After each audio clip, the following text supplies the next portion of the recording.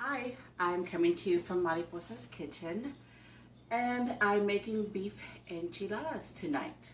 And I just want to give you a little quick intro as to what I'm doing. Right now I'm preparing the beef enchilada sauce. So I've got here a combination of some ground beef, some onion, garlic, some chili powder, paprika, salt and pepper, and I'm gonna let it cook for about an hour and 15 minutes so that all the flavors can mesh and blend extremely well. And we're gonna get ready to make our wonderful enchilada sauce. I'll give you all the exact measurements soon, but this is basically what we're doing right now.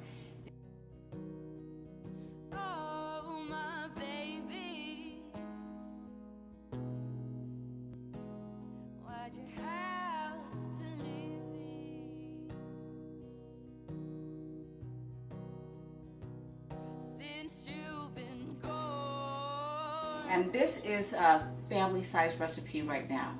But anyway, this is just getting started. I'll be back in about an hour and 15 minutes to continue sharing my recipe with you. And I don't know why, but lately your face from my mind. And of course, my husband is extremely happy that I'm making these enchiladas. This, of course, I was inspired to make these tonight by Diane, who follows Mariposa's Kitchen on Facebook. And hi Diane, this is for you. It's been a while since I've made it, so I'm glad that I'm making it tonight. And thank you for reminding me that it's good to get into the kitchen and to share my recipes. I'm in the kitchen all the time, but to actually share the recipes that are very dear to me. So this is for Diane and anyone else who wants to make beef enchiladas tonight. Or any night. Maybe not tonight. You know what I mean.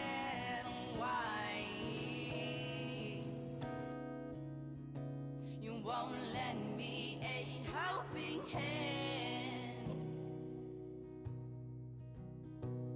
baby. All that I wanted was to make you a happy man. So you saw me rinse my tortillas off, and once you want to rinse them off because this is what's going to help soften them. You want soft enchiladas.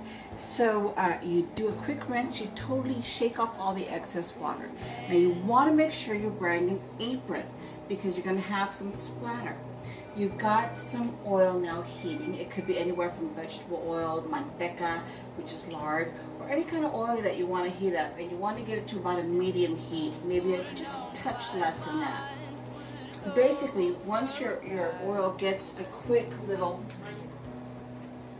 splatter, it's ready, okay?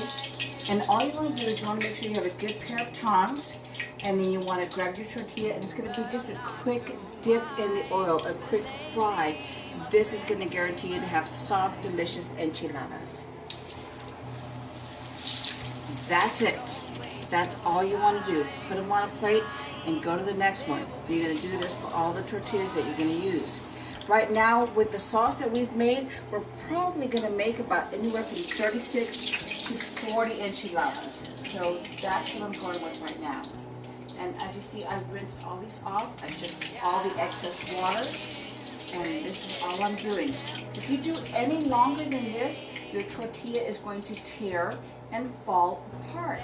So you just want to do this. And I'm going to give you a quick example of what's going to happen if you stay in here too long because you think, I need to do this a little bit longer. You're going to do this a little bit longer, you want to go, okay, I need to make sure it completely gets the oil and everything. You're going to find it, you see that? It starts to tear and fall apart. And then it happens that quickly. This is why you've got to move fast. So it's just a quick dip this way, that way, and trust me, it works. That's all you need. It's just a quick dip this way and that way. Drip off, put it here because it will fall apart, but as you can see, your tortillas immediately get soft. Do not use flour tortillas because then it makes it a burrito. You want to use yellow corn tortillas. The white corn tortillas you can try to use. My favorite is the yellow corn.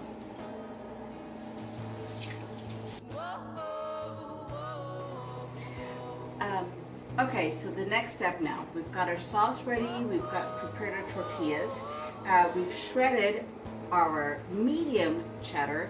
Again, you can use sharp cheddar, you can use American cheese, you can use Colby Jack, you can use whatever cheese you feel comfortable with, Velveeta, as long as it's the cheese you like.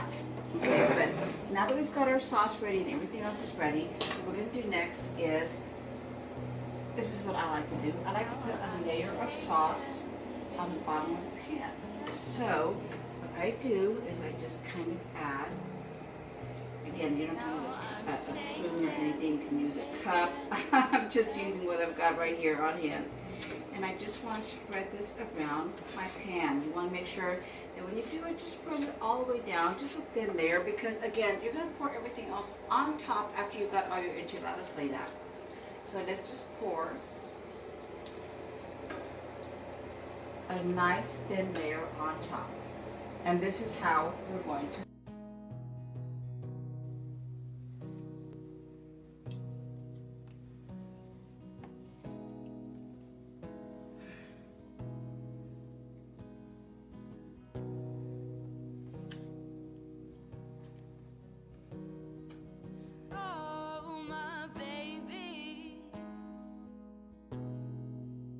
Okay, so now we've got all of our tortillas, as you've seen, wrapped with the cheese inside of them. And feel free to be as generous as you like. If you like a lot of cheese, put a lot of cheese in there. If you don't, take it easy on the cheese. I like just a simple, nice roll with the cheese in them. And now what I'm doing is, by the way, if you're wondering, these are about 36 to 40 enchiladas, and I've used 2 pounds of medium cheddar that I've shredded. I didn't buy it shredded. I have found that buying it shredded has that flour and also makes it have a tendency to be a little extra greasy. So I shredded it here at home. And so now I'm adding the meat sauce. This is what makes them beef enchiladas, because we're adding a beef meat sauce. Now, I know there's a question as to whether or not you can put the beef inside. You certainly can. If you want to mix it up with your cheese, do so. But to me, this is how you make beef enchiladas, is because you're making a beef enchilada sauce. This is a difference. Now, if I make chicken enchiladas, that's different. I put the chicken and cheese in the middle. But they're just different recipes, you know. There's different ways to do things. Can you put the beef in the middle? Yes. Can you use different kinds of beef? Yes. I've used before beef fajitas that you just kind of shred and put inside. I've used just beef that you can cook in a slow cooker, like a roast beef, and then you shred it and you can put it inside as well. Shoulder roast is a good beef that I've used to put inside my enchiladas. But this is just your classic beef enchilada recipe, which is a beef enchilada sauce with ground beef and cheese in the middle, you know. And just trust me, you've got to give this a try. And then, of course, from here you can do your variations as you feel comfortable. And this is the most important thing, is just to get the sauce everywhere. The neat thing about this sauce is that if you feel you've got enough, if you've used enough and you've got some leftover, you can certainly freeze it and save it for a later day. That's the wonderful thing about this sauce. Make sure that it's cooled down before you put it in a freezable container, and that you do freeze it this way. So now we know that we've got a generous amount of sauce, and do be generous with the sauce that you put on here. You know, you certainly do want to cheat yourself, your guests, your family, with this deliciousness. Personally, I want to taste it. It's delicious. So we've got this all on here. Now, we get the rest of the cheese left over. We've used, again, this is 2 pounds of cheese, and this is what's left over from the 2 pounds of cheese. And I just sprinkle this all over. This is the kicker right here. If you want to use more than 2 pounds, my God, go for it. I've done this where I've used up to 4 pounds of cheese. There's a bigger pan, but certainly feel free to do it. And I did use a little bit extra cheese in some of my enchiladas that I've cooked. Again, all this is going to melt. What's inside the tortillas is going to melt. It's going to spread. It's going to melt together and just make this wonderful enchilada. I'm going to put it in the oven right now for about 15 to 20 minutes. It depends on your oven. And we're going to take it out and you'll see it'll be wonderful. Beef enchiladas.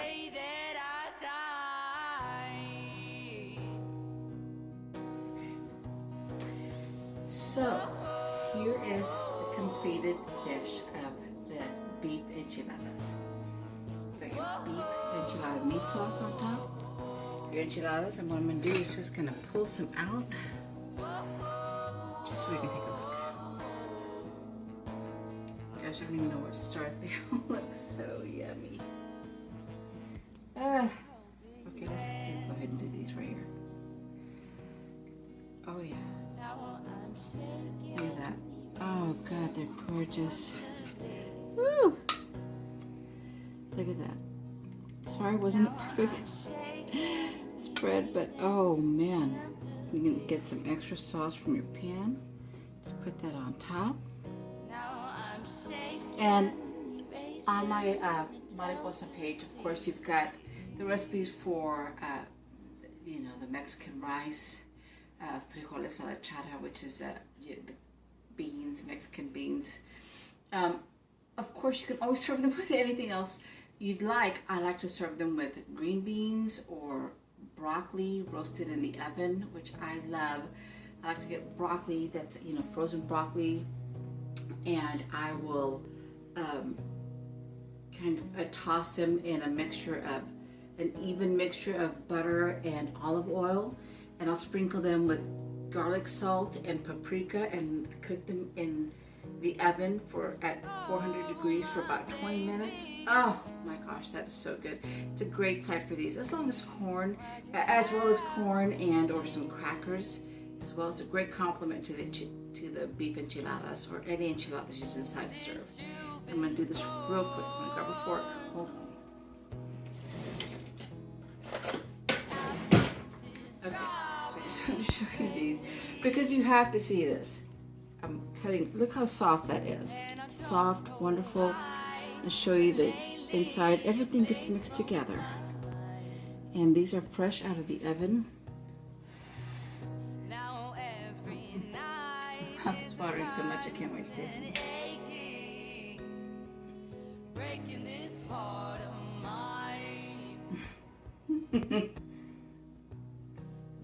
It's ridiculous how delicious these are. Please try them. They're so delicious, and they really are easy. You can try some shortcut recipes, but this is the way to go. Beef enchilada recipe, Mariposa's Kitchen. I love to cook and cook with them.